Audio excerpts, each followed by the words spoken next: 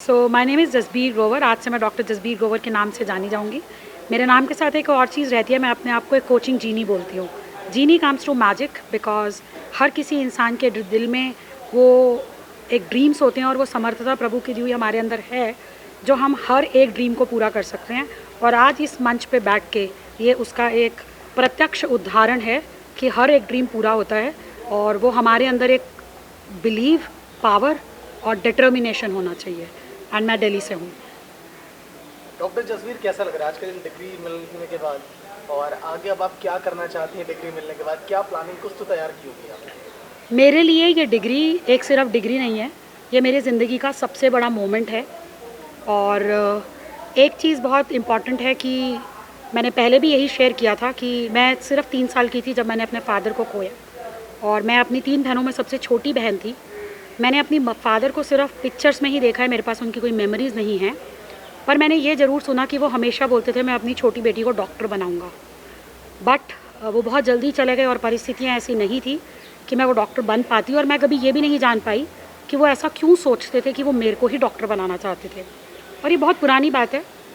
तो वो ड्रीम मैंने हमेशा दिल पे रखा कि अगर वो मेरे को ऐसे छोड़ के चले गए और वो ऐसा सोचते थे कि वो मुझे डॉक्टर बनाना चाहेंगे, तो जब 10वीं के बाद ये डिसीज़न हुआ कि मैं साइंस तो नहीं पढ़ पाऊँगी और मैं आर्ट्स में चली गई, पर मैं इस बात के लिए बिल्कुल क्लियर थी कि मेरे नाम के आगे डॉक्टर ज़रूर लगेगा, बिकॉज़ वो मेरे पिताजी की विश थी और मैं उसको ज़रूर पूरा करूँगी। ये डिटर्मिनेशन से मैंने सारी ज़िंदगी कुछ सपने देखे और वो सब सपने गुरु साहब ने पूरे करे। तो मेरे लिए तो शब्द नहीं है। और सबसे बड़ी बात यह है कि इसी महीने जुलाई में ही 16 जुलाई को मेरे फादर की बरसी होती है, वो डेथ एनिवर्सरी होती है। और जब मुझे पता लगा ये डिग्री मुझे जुलाई में ही मिल रही है, तो मुझे नहीं लगता कि कोई और पावर थी। It was the divine power and he was also working for it, और उन्हीं के उससे ये हो पाया। तो मेरे लिए तो ये ज़िंदगी की सबसे बड़ी अचीवमेंट है कि आज से मैं सरदार हर्षा सिंह जी की डॉटर डॉक्टर जसबीर ग्रोवर के नाम से जानी जाएगी। पिता का सपना पूरा हो, आगे की राह क्या? आगे की राह यही है, क्योंकि जो मैंने फील्ड उठाया है इसके लिए काम करने के लिए, मैंने इसीलिए जीनी वर्ड लगाया था। सो जैसे अभी पेंडेमिक में भी बहुत सारे लोगों ने अपने माँ बाप खोए, मैं ही बहुत छोटी थी, तो मैंने ऐसे बहुत सारे केसेस सुने हैं जहाँ पर छोटे छोटे बच्चों के माँ बाप इस 2 साल में गए हैं। मुझे पता है वो जर्नी कैसी है।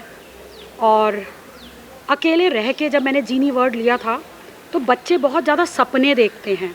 एक बच्चा ये भी कल्पना कर रहता है मैं हवा में उड़ सकता हूँ, बट वो काल्पनिक दुनिया है जो बच्चों की, उसको दबा दिया जाता है। एट द सेम टाइम मैं इस चीज़ को ऐसे भी मानती हूँ कि आज के समय में, और ख़ास करके जब से पेंडेमिक हुआ, सब लोग घरों में तो आ गए। हमारी फिज़िकल प्रेजेंस, सोशल डिस्टेंसिंग नहीं, जो घरों में एक दूरी बन गई थी वो वापस आ गई है।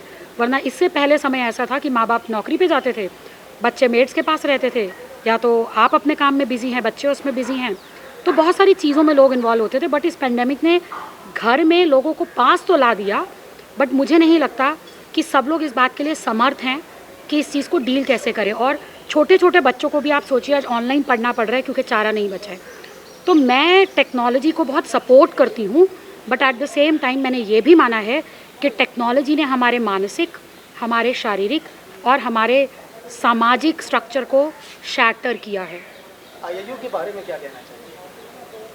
मेरे पास कोई शब्द नहीं है कहने के लिए। और जिस तरीके का मिशन जो इनके पीयूष पंडित जी जिस तरीके से काम कर रहे हैं, डॉक्टर परिन सुमानी जिस लेवल पे काम करती हैं, इस प्रतिभा के लोग इस ऑर्गेनाइजेशन से जुड़े हैं। और जब मुझे पता लगा कि उन्होंने मेरा रिसर्च पेपर एक्सेप्ट करा, मेरे से बात हुई कौन से विषय में आप करना चाहती हैं, और जब मैंने विषय भी लिया बहुत डिफरेंट था, और जिस तरीके से उन्होंने इस पूरे प्रोसेस को मुझे समेट के दिया, तो मुझे लगता है हमें ऐसी यूनिवर्सिटीज़ की भी ज़रूरत है जहाँ पर लोग हट के भी कुछ विषयों में जाना चाहें उसके लिए कर सके।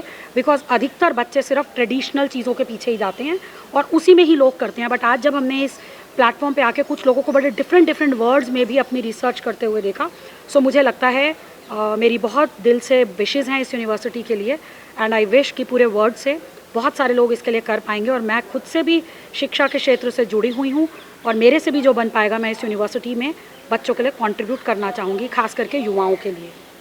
पीयूष पंडित जी के बारे में क्या कहना चाहती हैं? किस तरह से उनके व्यक्तित्व को देखा जाए? मेरे पास तो अक्सर लोग ऐसा बोलते हैं कि जसबीर ग्रोवर अच्छी वक्ता हैं, पर अगर मेरे को पीयूष जी के लिए कुछ भी बोलना होगा तो शायद मेरे पास शब्द कम होंगे।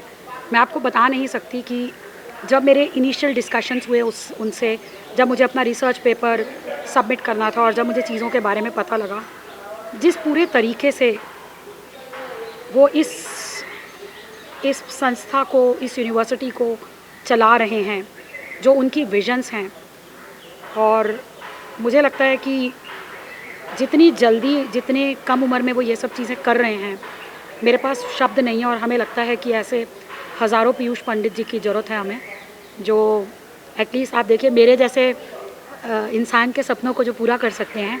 तो प्रभु उनको बहुत समर्थता बख्शें कि वो लाखों, हज़ारों पूरे वर्ल्ड में इस काम को लेके जा पाएँ। आज भी जो उन्होंने स्वर्ण भारत का जो प्रोग्राम उन्होंने लॉन्च करा है, मैं दिल से बहुत ज़्यादा टच हुई उस सारी चीज़ों को देख के।